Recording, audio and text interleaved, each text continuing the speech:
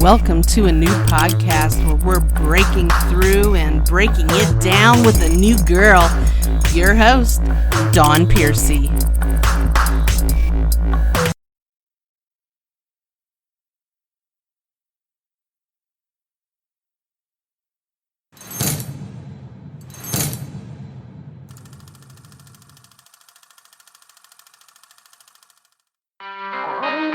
No further, you everything that I could want. No more going in circles, 'cause I got a lot that won't grow old. I was lost in myself, never finding myself.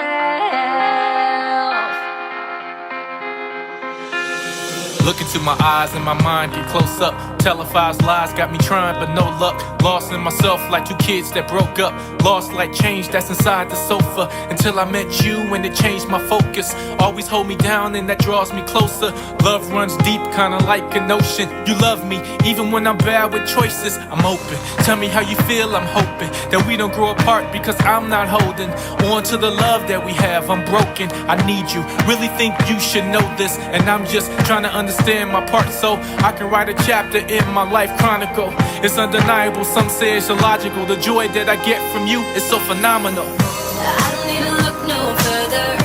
You are everything that I could want. No more going in circles, 'cause I got a love that won't grow old. I was lost in myself, never finding myself. Then I found you. Stay by my side forever. Stay with me through the joy and pain. You're the only one that knows me. Finally got a love that never changed. I was lost in myself, never finding myself. Found me. Hold me close, don't ever leave me all alone. You are my everything, don't ever let me go. I'm lost in you. I'm lost in you.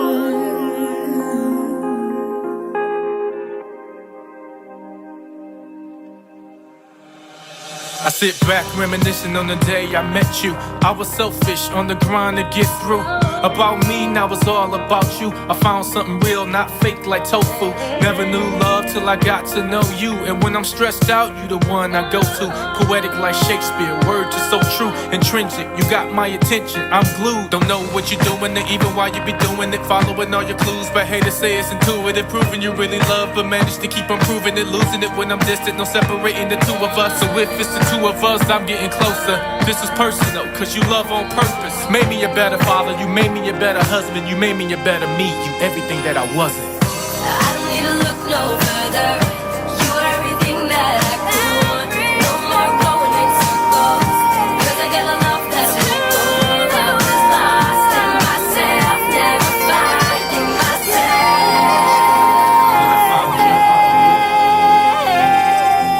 Stay by my side forever. Stay with me through joy and pain. You're the only one that knows me. Finally got a love that never changed. I was lost in myself, never finding myself. Then I found me. Then I found me. Hold me close, don't ever leave me all alone. You are my everything, don't ever let me go. I'm lost in you. I'm lost in you.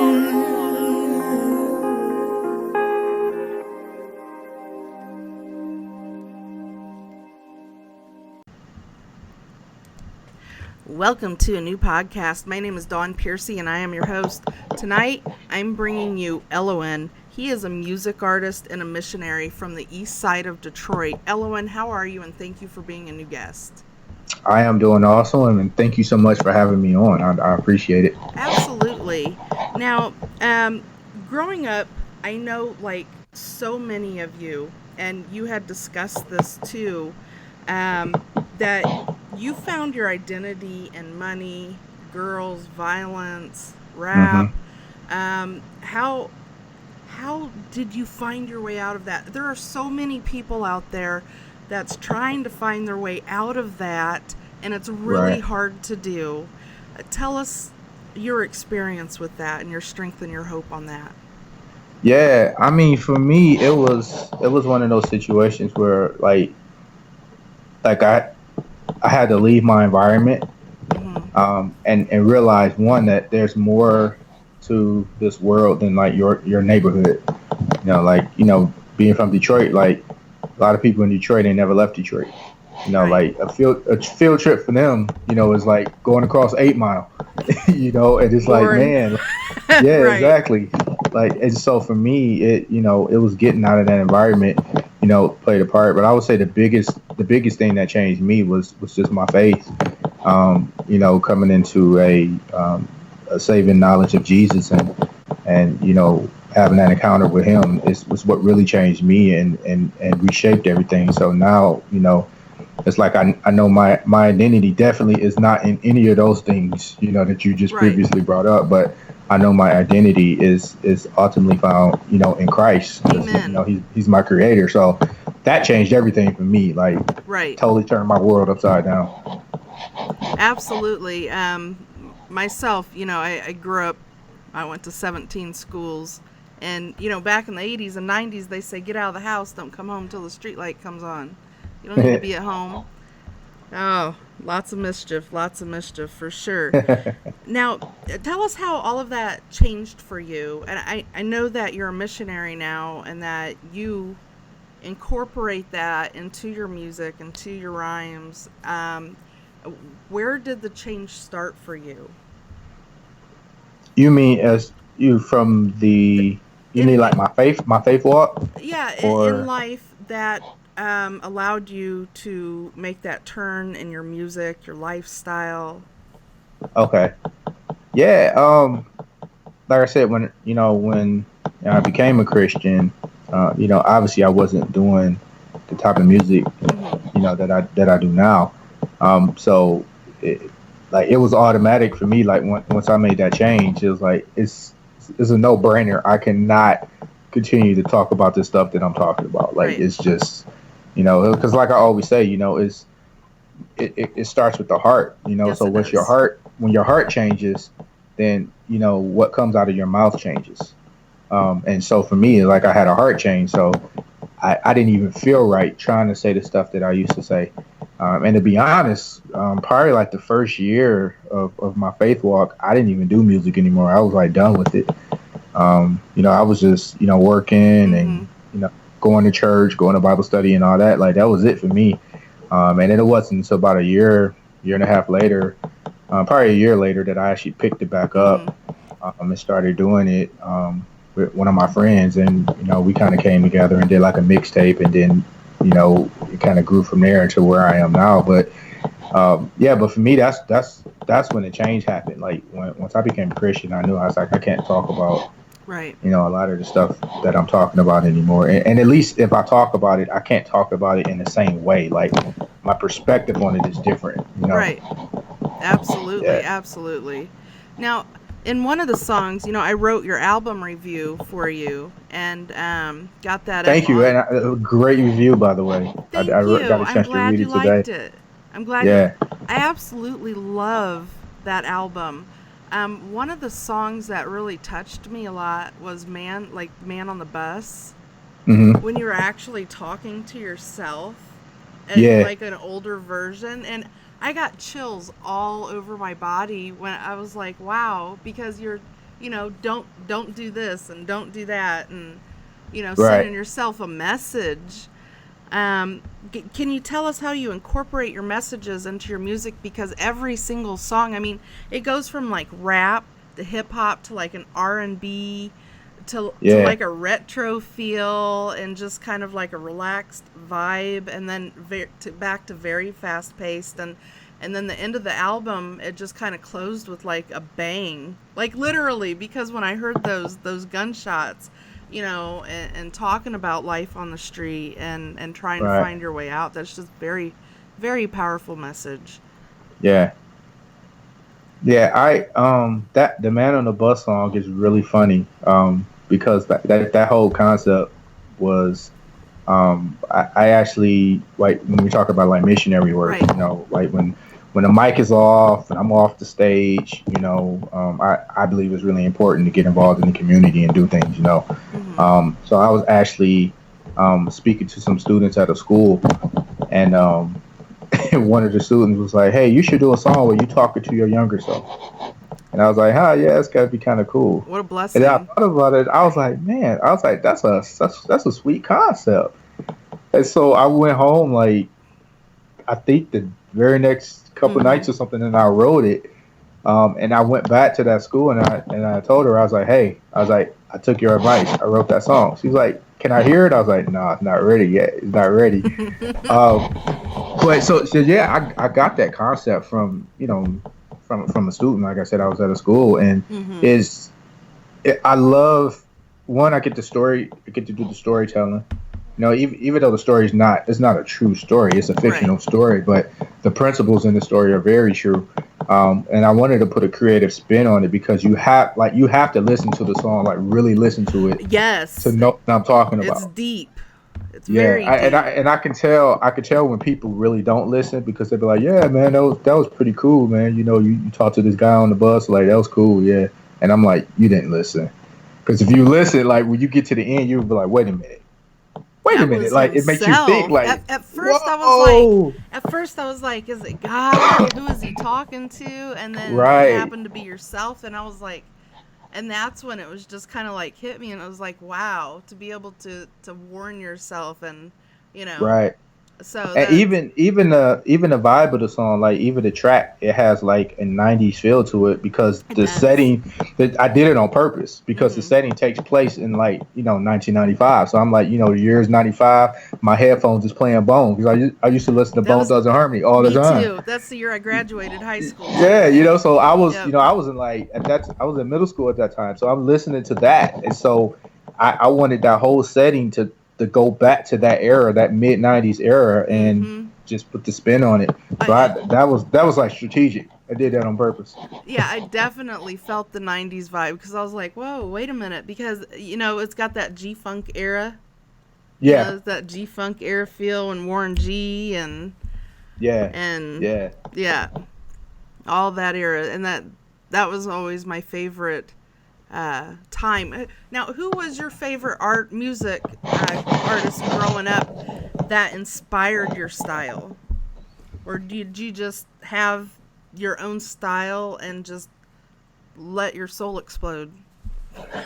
Yeah, I kind of, I mean, I have inspiration, but Right. when it comes to like a person, like I've never really had anybody tell me I sound like somebody. Mm-hmm. Everybody's like, man, like I can't really compare you. Like you kind of sound like this person, but not really. Like so, I just always kind of had my own style. But as far as inspiration, man, I mean, I was inspired, um, obviously, by Tupac, Mm-hmm. big inspiration. Biggie was a big inspiration. Um, like I said, Bone Thugs and Harmony was a big inspiration for me. LL Cool J, um, like more like the later LL Cool J, Right. when he started doing all his love songs. Like that was like a big inspiration. Yeah. Um, and then you move into like the later '90s, and you have Jay Z comes out, and now you're like Eminem comes out, and all these guys were like inspirations for me. Mm-hmm. Um, when I wrote my music, definitely, definitely. Nice. Nice. Now, on I know we talked about the album review, the R 2.0. Let's continue.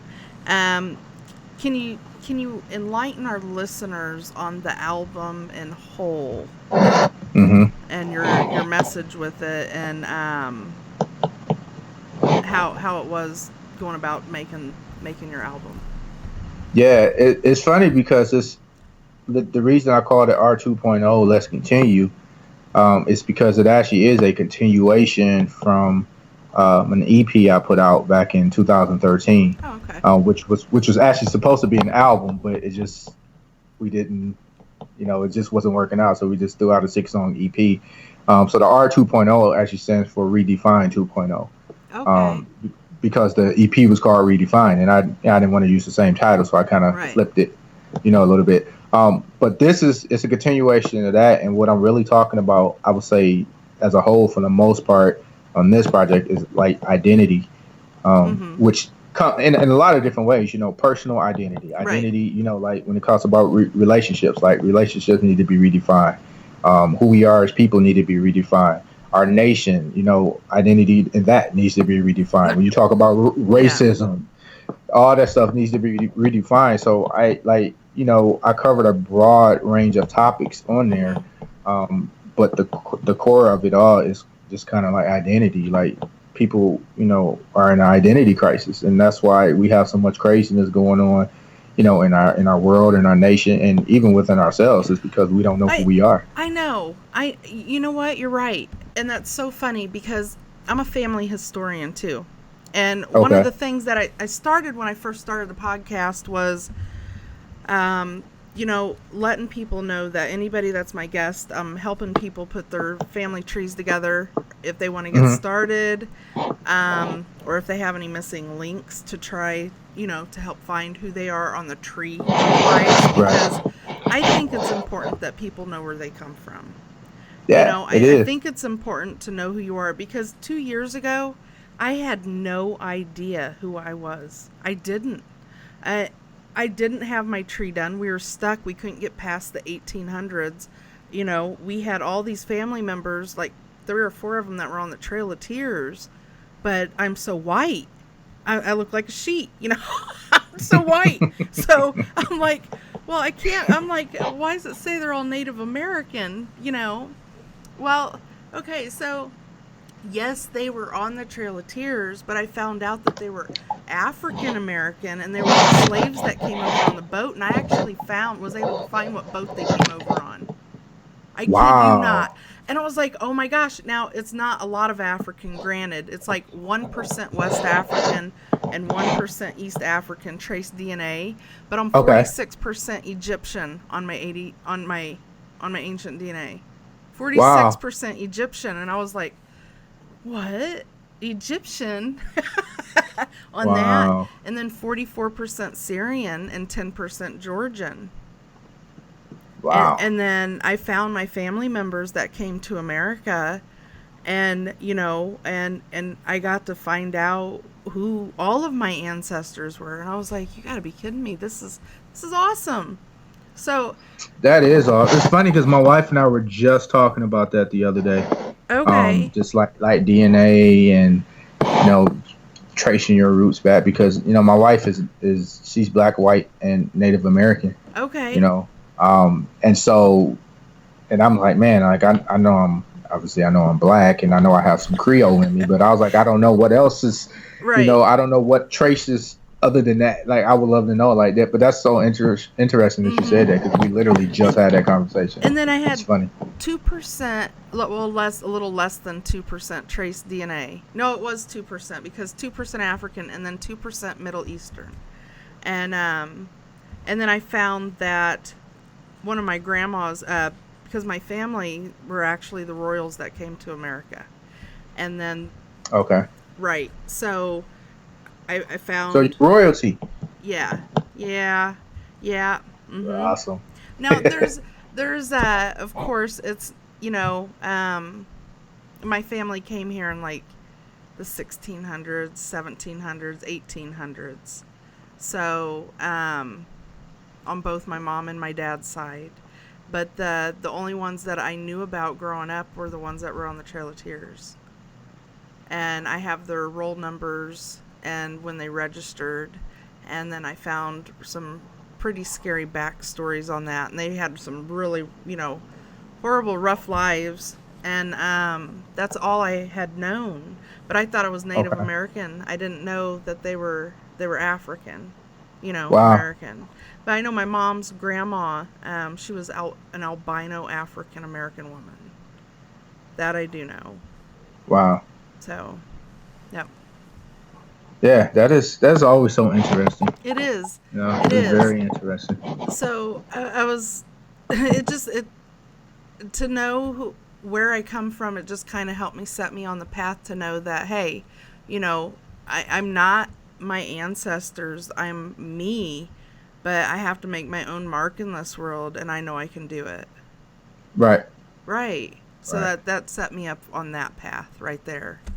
So, That's awesome. but if you need any help with your family tree or anything, just let me know. Yeah, I will. On getting started. will. It's free. I can help set it up for you and get you started on that. Okay. Okay. Yeah, Awesome. I Now, appreciate it. I wanted to ask you too. You had 2 award nominations. Mm-hmm.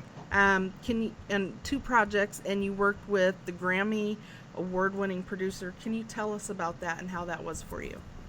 Yeah. The award nomination was for, I don't know if you ever heard of it. It's the Rhythm of Gospel Awards. Okay.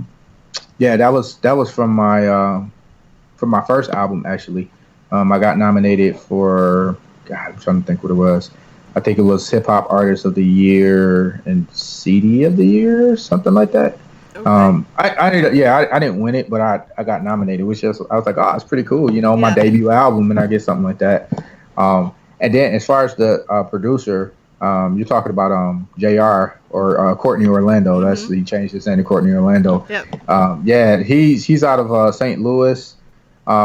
Many people know him for songs that he's produced for like Lecrae Okay. or Tripoli, like the whole 116 Reach Records. Like he did a lot of production for those guys. The Truth, a lot of them, and he's an artist, as well. So I worked with him on this project, and then on the EP as well. Mm-hmm. I worked with him, and yeah, he's we've talked online, and he's a really cool dude. So like I shoot him something, I'm like, bro, I just did a track. I just did a song to one of your tracks. And he'll like repost it to everybody. Yeah, so he's a cool dude. Shout out to Jr. Courtney Orlando.